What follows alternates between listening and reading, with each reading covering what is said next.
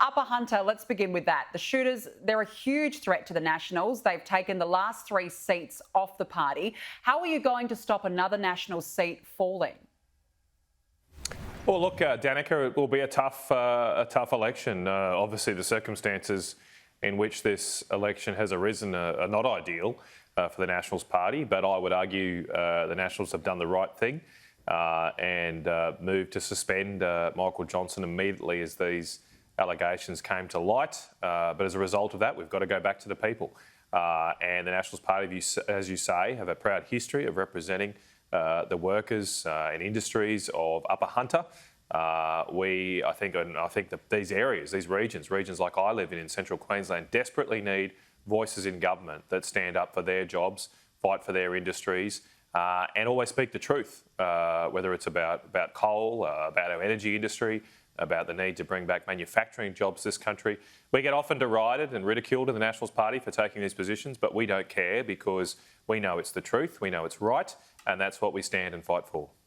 A new poll by the Australia Institute today reveals that 57.4% of voters in the Upper Hunter support Malcolm Turnbull's call for a moratorium on new coal mine approvals. Now, you've spent a lot of time in the Hunter recently. Is that what you're hearing from voters? No, it's not, Danica. Obviously, I think polls that come from organisations with a particular bent need to be taken with a grain of salt. And I'd say, look, if this is the case, why don't they put their money where their mouth is and run Malcolm Turnbull in the Upper Hunter? Why doesn't Malcolm Turnbull run on that platform of shutting down coal mines? I mean, if it was so popular, if that position was so popular in the Upper Hunter, why is it the case that almost every political party has been desperate to try and pre-select a coal miner to run in this region in recent elections?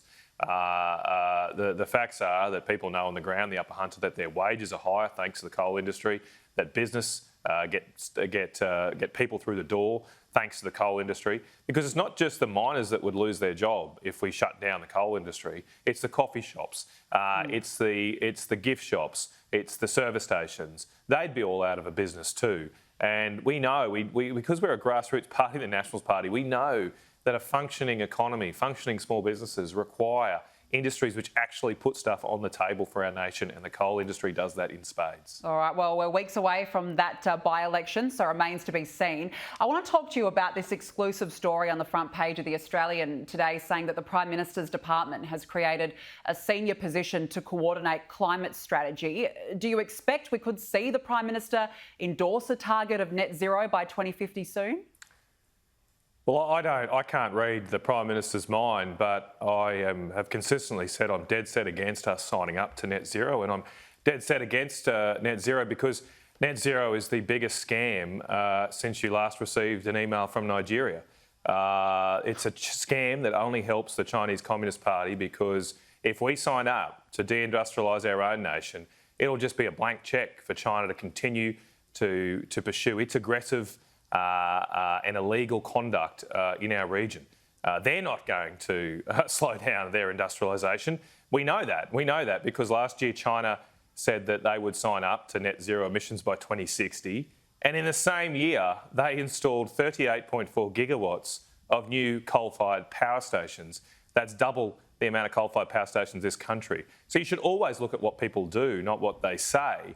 And I don't think we should, as a Western world, put on massive, big Chinese red handcuffs on our industry, on our jobs, and then give a free ride to the country that is threatening the security and democracy of our region.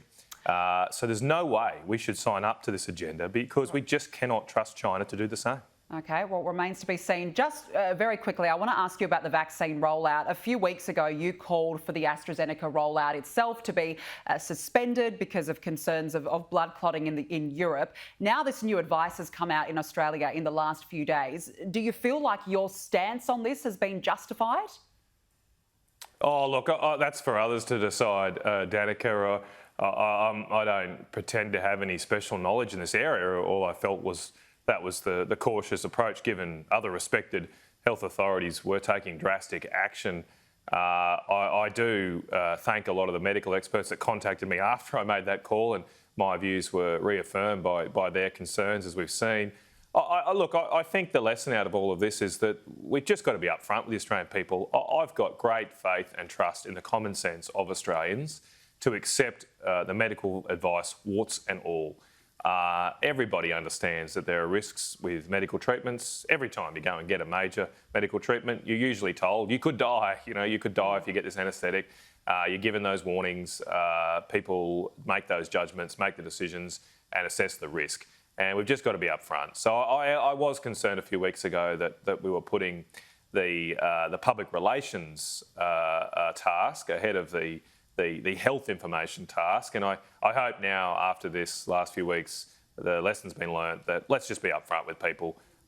People have common sense. We will get this vaccine rolled out. We're very lucky to have other alternatives around the world, which we'll get, and we'll get on with it.